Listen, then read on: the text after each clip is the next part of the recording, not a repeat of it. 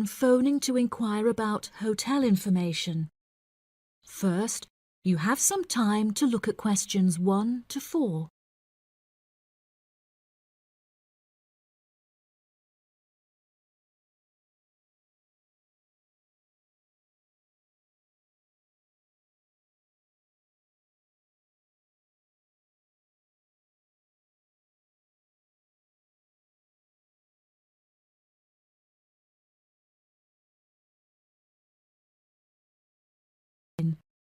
You should answer the questions as you listen because you will not hear the recording a second time.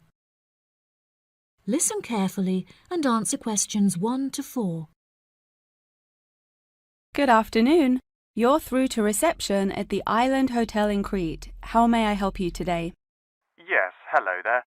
I'm hoping to book a double room for my wife and myself for about 2 weeks, from the 25th of April of this year. Firstly, could you tell me whether it's particularly hot during this time? Yes, of course, sir. During late April and early May, the daytime temperature shouldn't exceed 19 degrees Celsius. But the weather has been rather erratic and difficult to predict in recent years, so I am unable to say for certain. Okay, that sounds good. My wife doesn't like going outside when it's very hot. I haven't booked flights yet, but I must say that I'm unfamiliar with Crete and its transport system. Does the hotel provide an airport shuttle service? Yes, sir. We provide a complimentary airport pickup service for all our guests. It takes about 40 minutes to get here from the airport, but it's at least 60 minutes at rush hours. And you will be provided with a fully air-conditioned shuttle bus. Okay, excellent. In that case, do you have any rooms available for the dates I gave you? I shall have a look on the system now for you, sir. Bear with me just a moment. Yes, sir. I can see now that we have several rooms available. Would you prefer a garden view or a sea view? Well, ideally I would like a sea view room with a balcony, but of course that depends on the difference in price. Not to worry, sir. All of our standard double rooms have ensuite facilities and a balcony. If you would like one of our sea view rooms, there is a premium of €60 per night. Okay, so could you tell me the total nightly rate for a standard double room with a sea view? Yes, of course, sir. For the spring months, our rate is €216 per night. For 14 nights altogether, this will come to €3,024. Perfect. I also read on your website that the hotel has gym and spa facilities. Are there any other facilities on offer? Yes, we have a large outdoor infinity pool overlooking the ocean, with luxury sunbeds and a poolside bar. We also have 3 full-size tennis courts, where we run a popular doubles tournament, with the winner receiving 2 all-inclusive spa day vouchers. Goodness, I shall have to brush up on my tennis skills. Before you hear the rest of the conversation, you have some time to look at questions 5 to 10.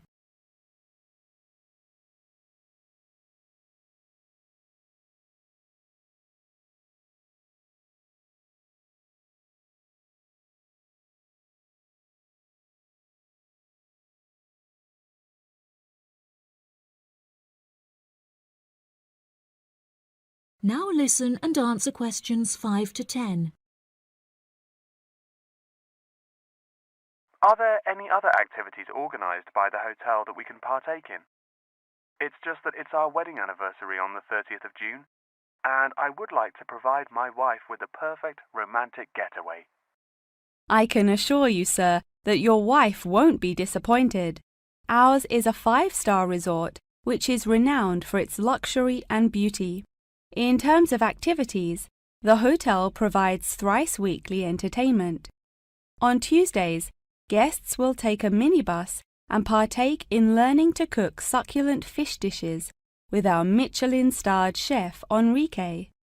The class will take place in a beautiful valley deep in the Cretan hills, where guests will be treated to an intimate piano performance by our in-house concert pianist Pedro. On Wednesdays, a select number of guests will be fortunate enough to explore the mountains by helicopter. before being transported to a tropical Cretan garden by shuttle bus. Finally, on Thursdays, after a fancy dinner, we provide a spectacular fireworks display, which guests can view from the comfort of a cable car. Oh, wow. That all sounds absolutely wonderful. I shall book the room now, and then I need to look at flights so as not to become extortionate. Would you like to take my details now or later?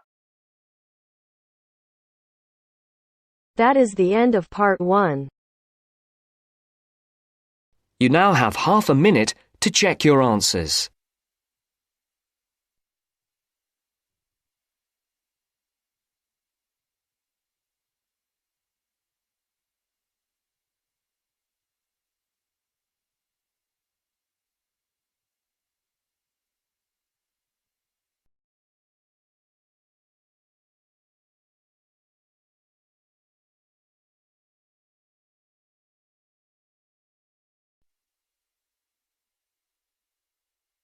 Now turns to part 2.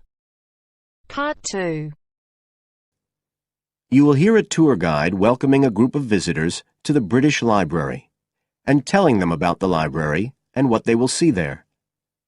First, you have some time to look at questions 11 to 15.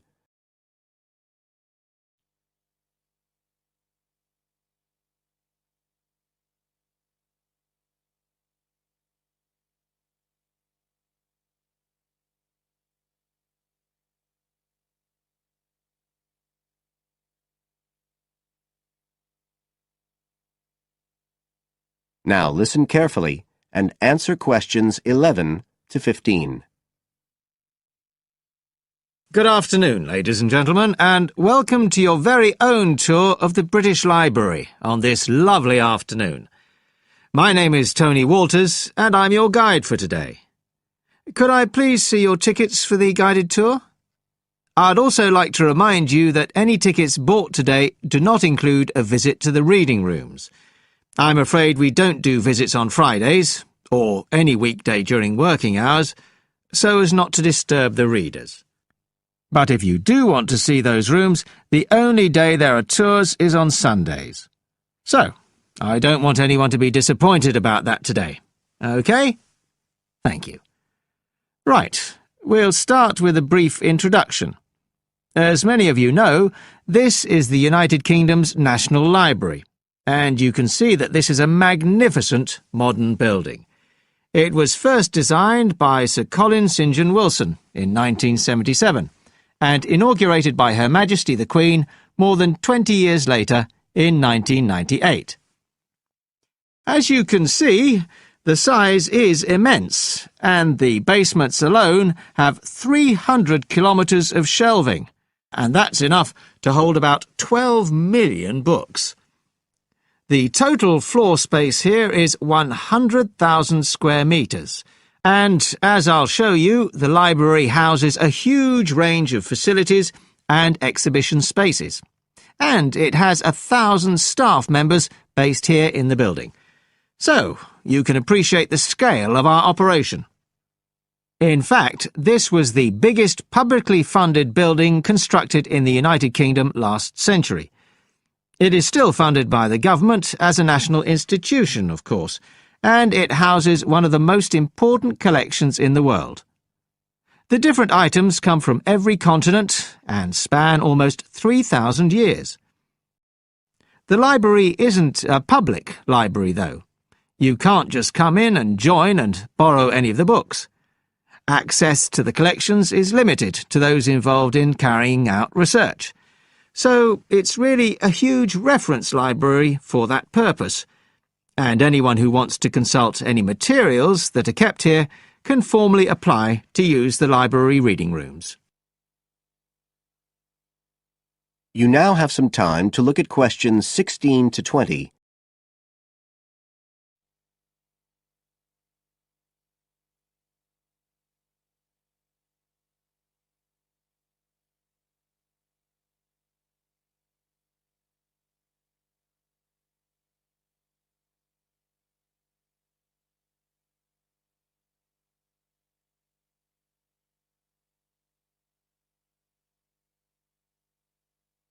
Now listen and answer questions 16 to 20.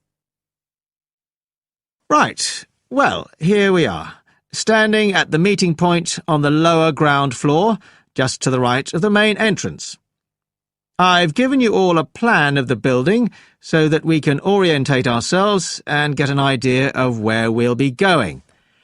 Now, outside the main entrance, you'll see the wide piazza with the stunning sculpture of Newton. The sculptor was Paolozzi, but it's based on the famous image by William Blake, and it's definitely worth a closer look. On the other side of the piazza from the statue is the conference centre, which is used for all kinds of international conventions. We'll take a quick look inside at the end of our tour. Looking ahead of us now, you'll see that we're standing opposite the staircase down to the basement, where you'll find the cloakroom, and to the left of that, we have the information desk, where you can find out about any current exhibitions, the times of the tours, and anything you need to know, if you don't have a tour guide. As you can see, on this lower ground floor, we also have a bookshop. That's the area over to the left of the main entrance. You'll be free to browse there when we get back to the ground floor.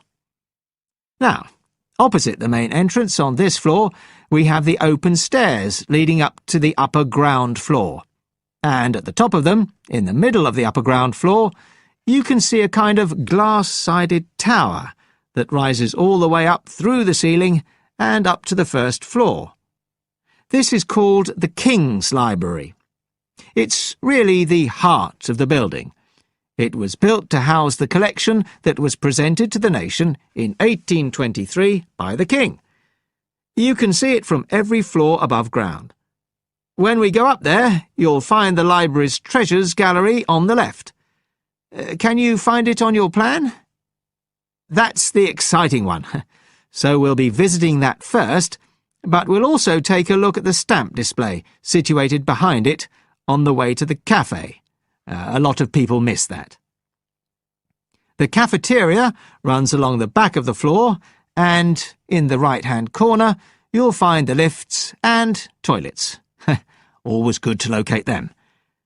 The other main area on that floor is the public access catalogue section, and I'll show you how that operates when we get up there.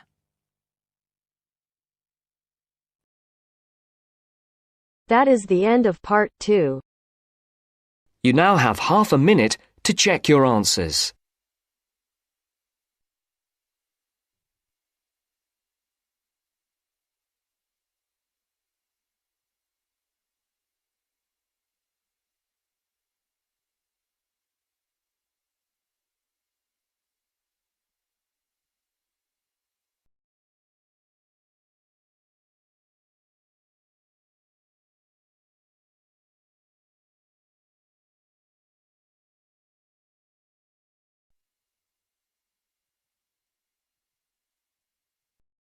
Now turns to part 3. Part 3. You will hear a conversation between a professor and a student talking about taking a course. First, you have some time to look at questions 21 to 25.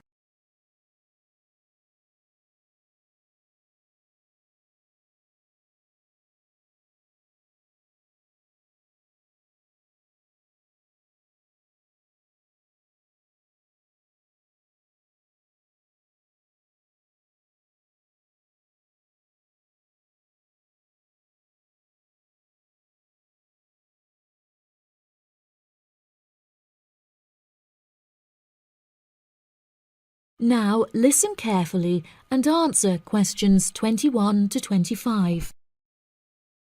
Excuse me, Dr. Twain. May I speak with you for a minute?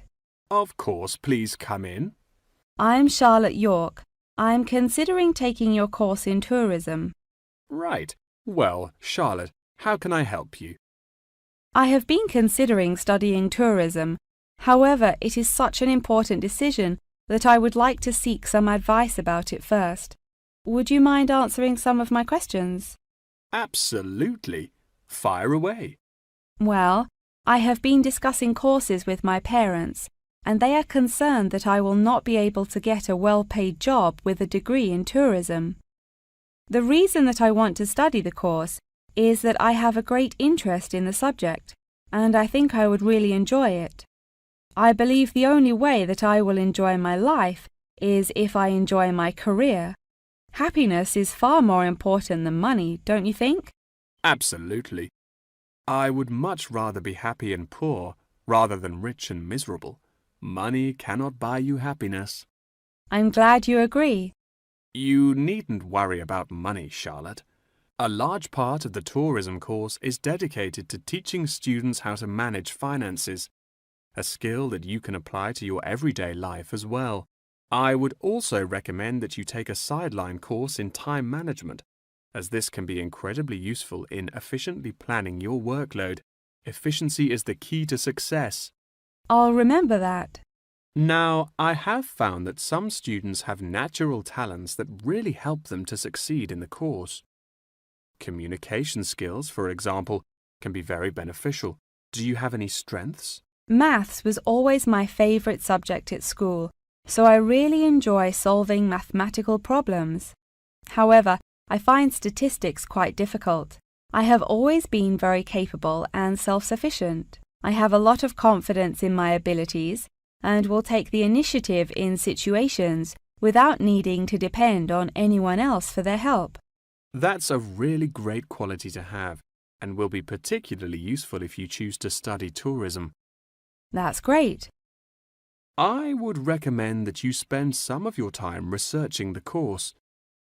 A lot of people who are uneducated on the subject claim that tourism is a shrinking industry and that it will become irrelevant in the future. If you study the published research, however, you will see that the truth is quite the opposite. The industry has, in fact, grown significantly as people have developed an ever-increasing interest in culture and travel. Have you compared the university course with a polytechnic? Yes, I have. I was interested in studying the course in modules. However, the university doesn't offer that option. I don't have enough funds to be able to attend an expensive university, so I was relieved to see that the course is quite affordable. I also considered attending a summer school instead of university to save money, and so that I could work during the rest of the year. But I really wanted the university experience. I think that university would suit you well. Before you hear the rest of the conversation, you have some time to look at questions 26 to 30.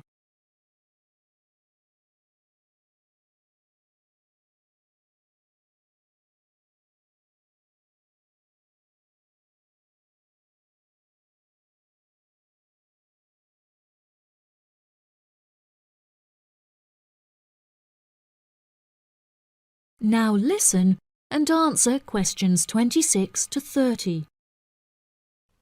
Now, what about the courses?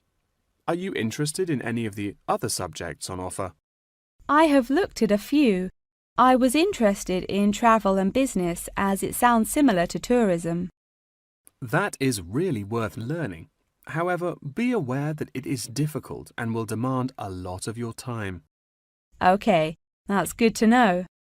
You might find that Japanese is an interesting course and it will teach you valuable skills in speaking the language.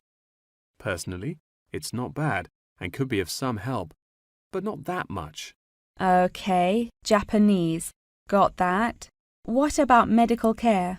Well, if you have time, the course will teach you a lot about curing diseases and illnesses or dealing with injuries outside, although it's not essential.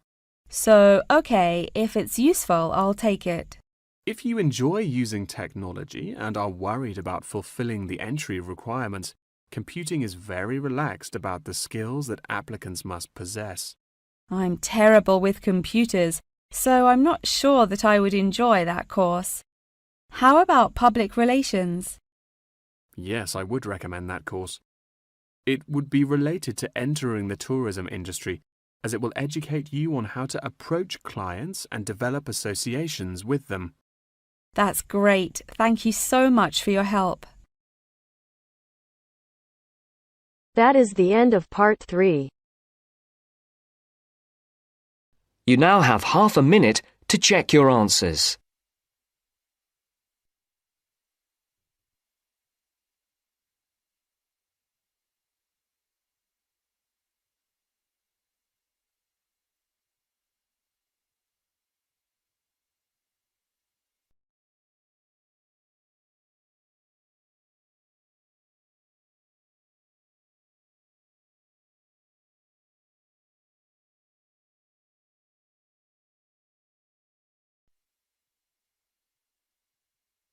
Now turns to part 4.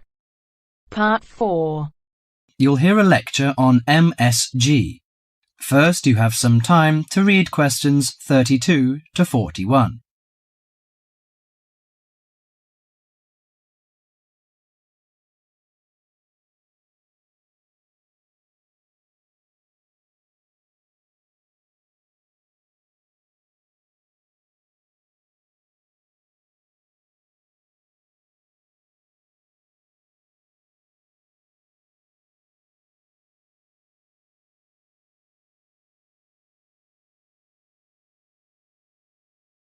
Now listen to the conversation and answer questions 32 to 41. You've probably noticed that MSG appears regularly among the ingredients of your favourite foods. But what is it? How long has it been used? How is it used? MSG, or monosodium glutamate, is a chemical commonly used to add flavour to salty or sour tasting foods.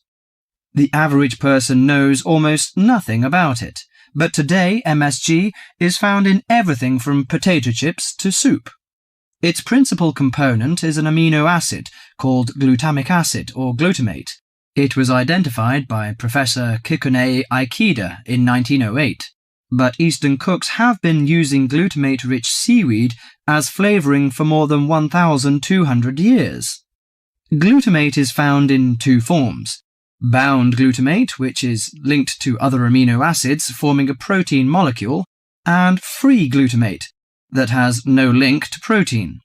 Only free glutamate is effective in enhancing the flavour of food.